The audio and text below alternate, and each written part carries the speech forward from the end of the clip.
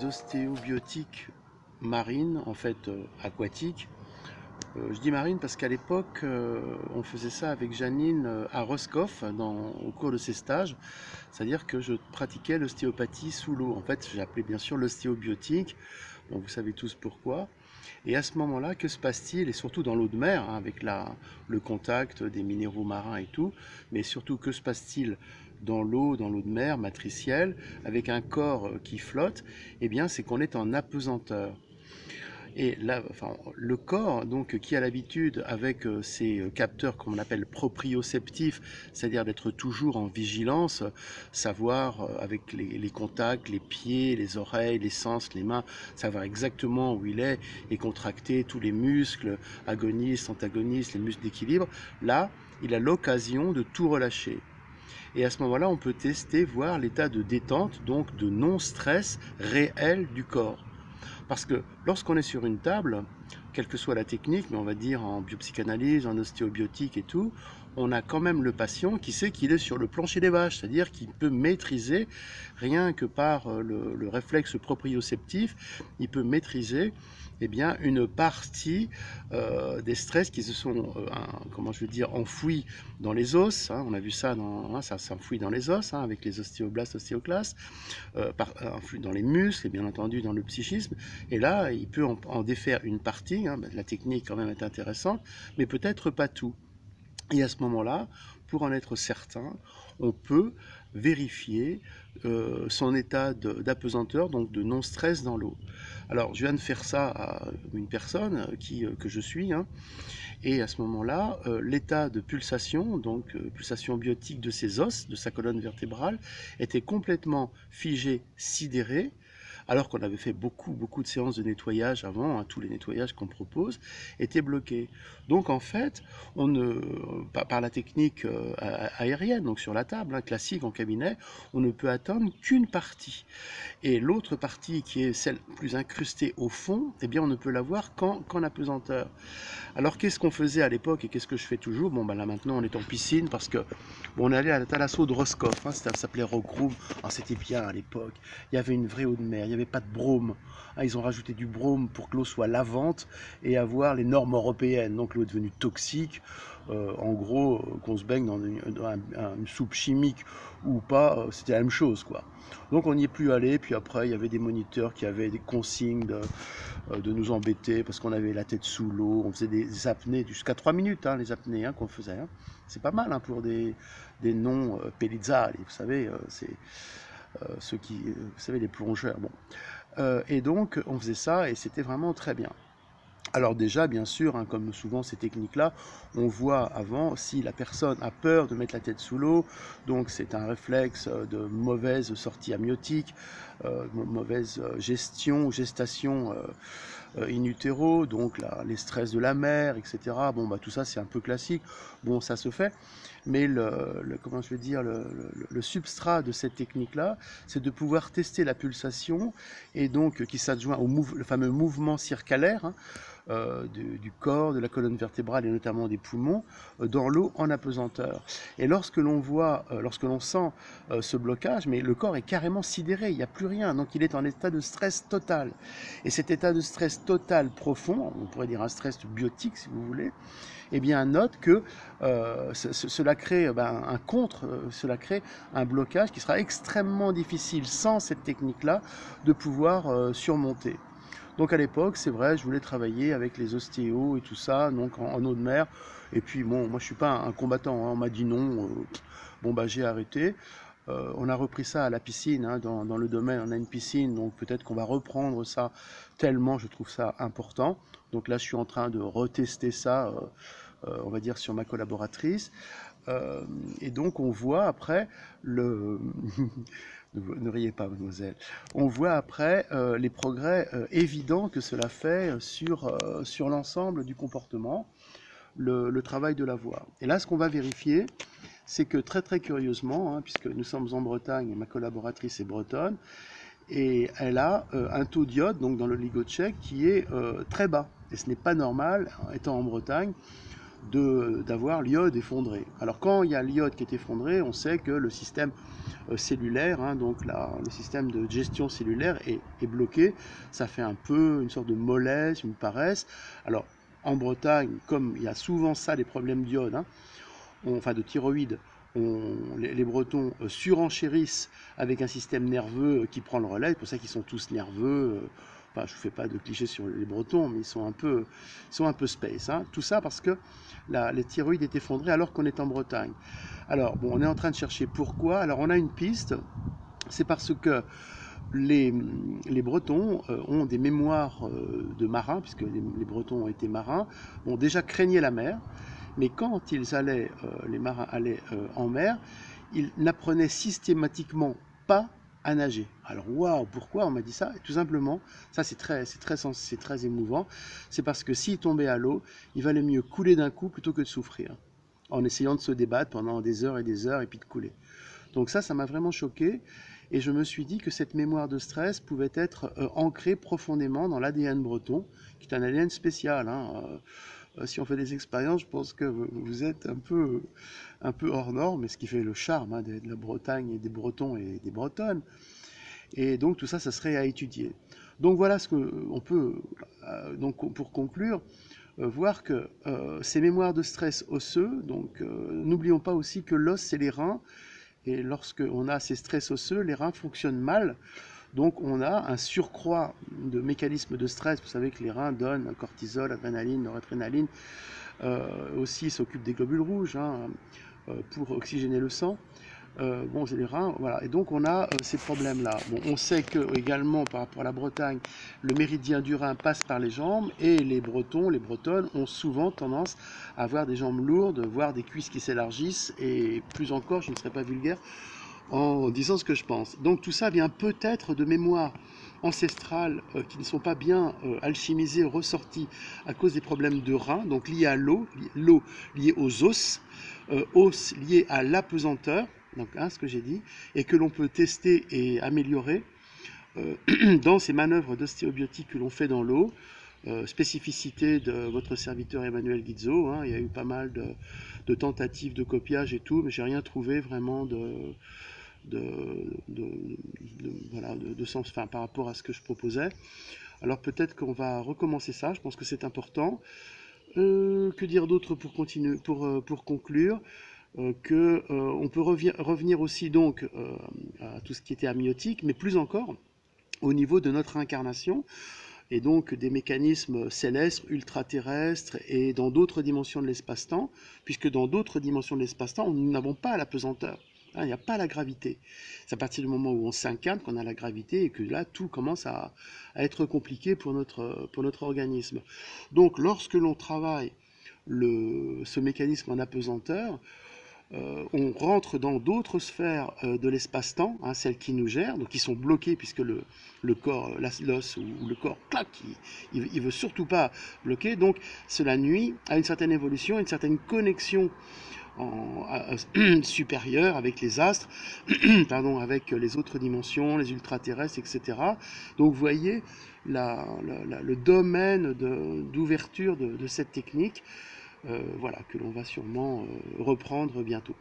Alors ce que je dois dire en complément par rapport à la Bretagne, et donc les Bretons et notamment les Bretonnes, c'est que nous sommes dans un endroit où il y a eu donc une immigration atlante, voire plus une sorte de... comme si les ultraterrestres ou les Atlantes avaient jeté leur dévolu sur la Bretagne. Donc j'ai eu un jour la conscience que la Bretagne était entourée d'un dôme, invisible bien entendu, qui confinait vous voyez, qui la protégeait, qui la sortait du monde. Pour ça qu'ici on est quand même un peu avec des gens spéciaux, mais ils ne savent pas trop ce qui leur arrive. Donc en gros, comme ils ont été missionnés pour être un peu des élus quelque part, vous voyez, par rapport à ça, bon, ils ont des fois une sorte de réaction qui est un peu de rejet de tous ceux qui ne rentrent pas dans leur jeu, vous voyez, pour dire, hein. Et puis la culture celte a été bien abîmée par la République, même la religion chrétienne, hein, qui construit ses églises sur des lieux celtiques. Bon, on va dire, ça s'est fait, on va pas critiquer, mais quand même, voilà ce qui se passe dans l'ADN breton. Et donc l'ADN breton a, je pense, en lui, et on en revient avec la thyroïde, hein, ces mémoires de sortie des eaux, donc de sortie de l'Atlantide. Alors vous voyez, est-ce que l'Atlantide est un mythe qui fait qu'on sort de l'eau, on sort de la matrice de la mer, la matrice amniotique? Est-ce que ça a réellement existé? Est-ce qu'il y a les deux? Donc à mon avis, tout s'est un peu mélangé. Mais ça, on retrouve. Et je dis ça notamment parce que là, par exemple, après l'exercice d'ostéobiotique, on vient de faire une analyse de sang, vous savez, la goutte de sang sur fond noir, pour voir si les globules rouges s'étaient améliorés, puisque lorsque l'on respire mieux façon biotique, bien entendu, l'oxygène est meilleur, donc les globules rouges sont plus opérationnels, plus puissants, et c'est vrai que c'était le cas, c'était bien, et énormément de microzymas. Mais dans le sang, ce que j'appelle un peu mes sirènes, hein, les filles qui sont venues et que j'ai senti comme étant encore sorties de l'eau, eh bien on a encore une partie encore des globules rouges en œuf de poisson.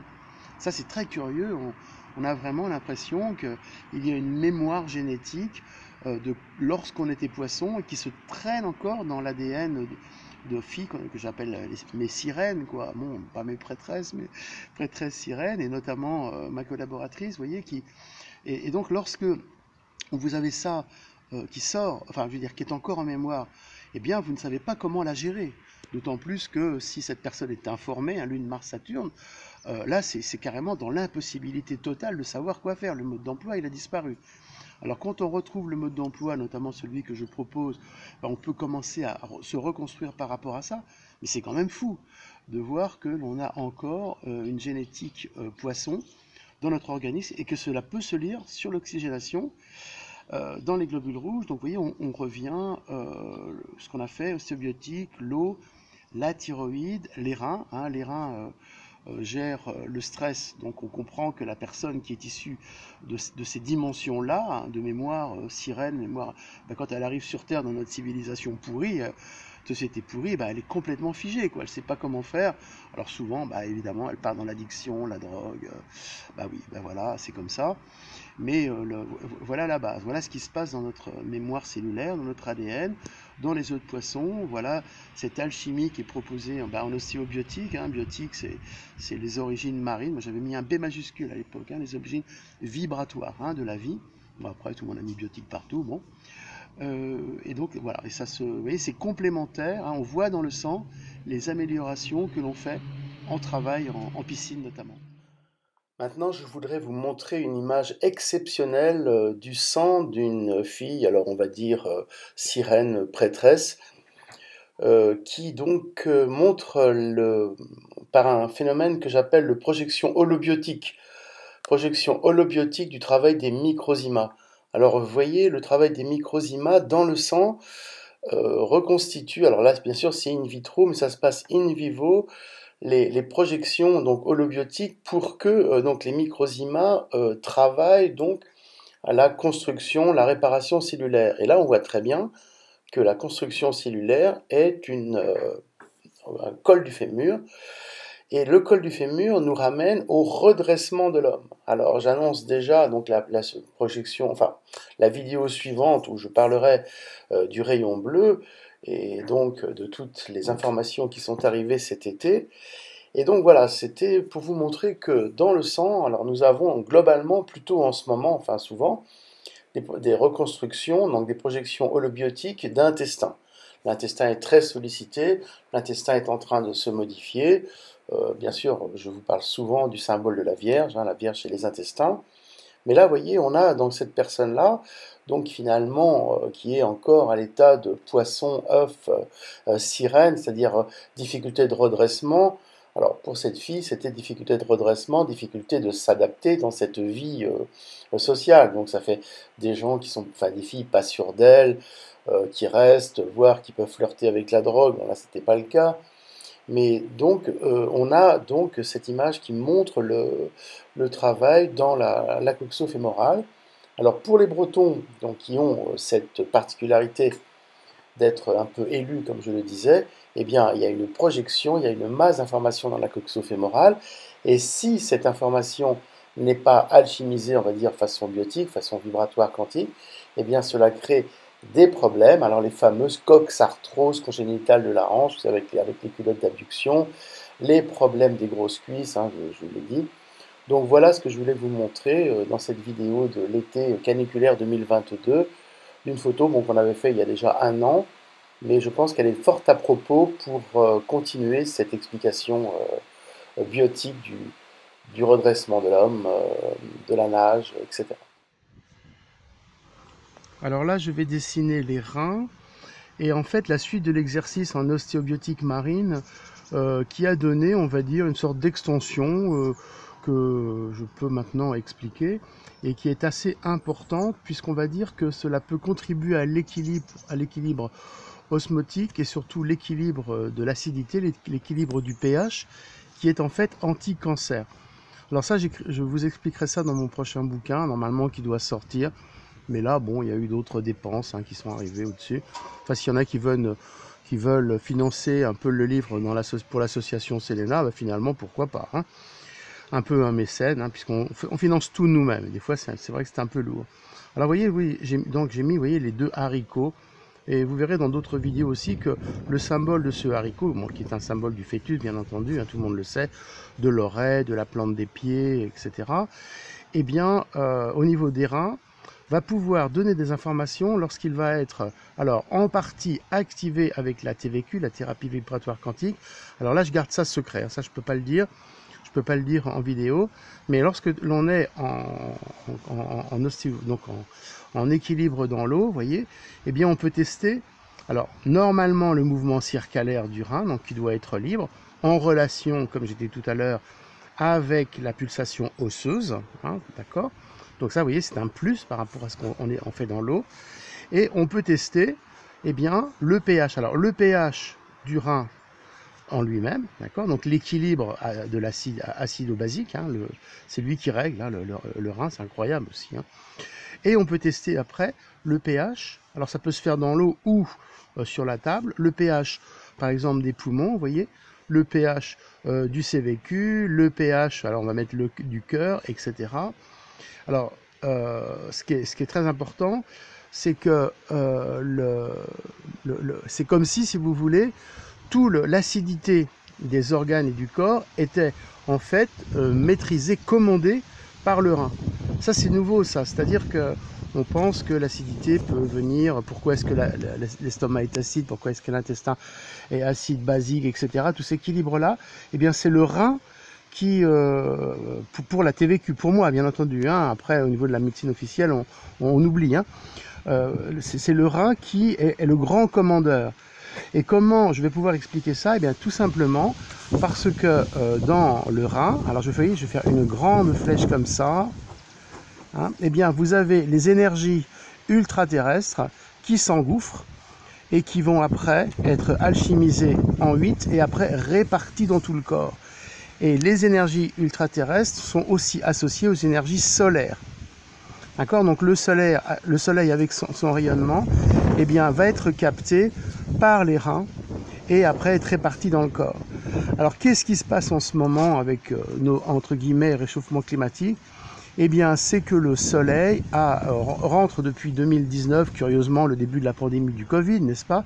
En décembre 2019, dans son 25e cycle solaire, qui dure 11 ans. Et il est dit par la NASA ou par les astronomes, enfin ceux qui étudient ça, l'astronomie, en fait c'est l'astrophysique, pardon, et bien que ça va être un cycle très important d'éruption solaire. Donc de masse coronale. Alors nous on le voit dans l'indice KP, j'en envoie ceux qui sont dans la playlist, un indice KP, donc c'est un indice KP, donc vous avez voyez, tout ça, des trucs rouges, et très curieusement, lorsque la Terre se défend avec les vents solaires en fonction des énergies solaires qui arrivent et qui font les aurores boréales. Donc on a une réaction, les vents solaires, donc c'est l'indice KP, eh bien on a souvent, nous, des perturbations. Alors au niveau du CVQ, pour ceux qui sont sensibles, ceux qui l'ont activé, mais aussi des fatigues, des fièvres, des douleurs inexpliquées. Alors pour nous, cela vient notamment de ces énergies solaires qui s'engouffrent, alchimisées plus ou moins bien par le rein, parce que ça c'est compliqué, et qui vont se répartir et modifier le pH. Alors, donc par rapport au cancer, quand le pH se déséquilibre, on rentre en acidose, et à ce moment-là, quand l'organe devient acide, eh bien, il prend la place, si vous voulez, de l'énergie à lui seul. J'expliquerai ça dans mon prochain livre, la méthode anti-cancer, et il a tendance à ce que l'on dit cancériser, c'est-à-dire faire des néoformations. Donc, on continue et on est presque fini. Donc, au niveau des énergies du rein, on a en médecine chinoise, donc là, je trace les jambes, vous voyez. On a les énergies aussi du rein qui montent par les pieds, donc qui sont aussi en 8, enfin disons en haricot pardon, et en 8. Donc on a ces énergies-là qui montent. On a donc, pour ceux qui ont le mécanisme du rein qui n'est pas en place, les jambes lourdes, la circulation veineuse qui ne va pas, donc tout ça après ça fait des symptômes qui sont assez pénibles. On a également, et ça je le vérifie en ce moment, lorsque l'on remet bien ce pH, puisque moi j'expérimente tout, là, vous voyez, c'est un peu reparti pour un tour quelque part dans cet été 2022, bon, on n'arrête jamais, on a cette sensation incroyable que les reins remontent, vous voyez, c'est-à-dire ils vont sous le diaphragme, ils remontent sous le diaphragme, et ça c'est bien. Regardez Pellizzari, regardez quand on fait Uddiyana Bandha, donc c'est une posture de yoga, d'expiration qui permet d'améliorer sa respiration, donc par l'expire, mais bon, vous voyez, donc on a les reins qui montent. Et je me rappelle l'expérience de Janine de l'homme biotique, que je décris, je vous rappelle dans une vidéo, il faudra retrouver, lorsqu'elle a été, envahie par la forme de l'homme passé, l'homme futur, c'était du surnaturel. Eh bien, elle m'a toujours dit, ses reins remontent, ses reins remontaient. Le seul inconvénient, c'est que comme elle avait eu un contact du 3e type, eh bien ses reins avaient été irradiés, parce que là, oui, allez, on peut mettre aussi la soucoupe volante là-dessus, donc vous voyez la soucoupe volante. Donc dans la prochaine vidéo, le rayon bleu, je vous expliquerai mon point de vue sur le rayonnement des soucoupes volantes, mais rien que la présence, donc elle, sa rencontre, a envoyé un rayon, donc une fréquence d'irradiation dans ses reins, et ses reins ont toujours été sensibles, toujours abîmés. Ça a été la grande difficulté dans sa vie, ça a fait des kystes aux reins, une fatigue, parce que quand les reins sont trop sollicités, ils peuvent après faiblir. Et donc, comme je disais, on a donc au niveau des surrénales, eh bien, tout le mécanisme de l'action, adrénaline, noradrénaline, etc. Donc et cortisol, donc toutes les hormones qui stimulent, si vous voulez, la vie, quoi. Et bien ça, c'était toujours abîmé chez Janine.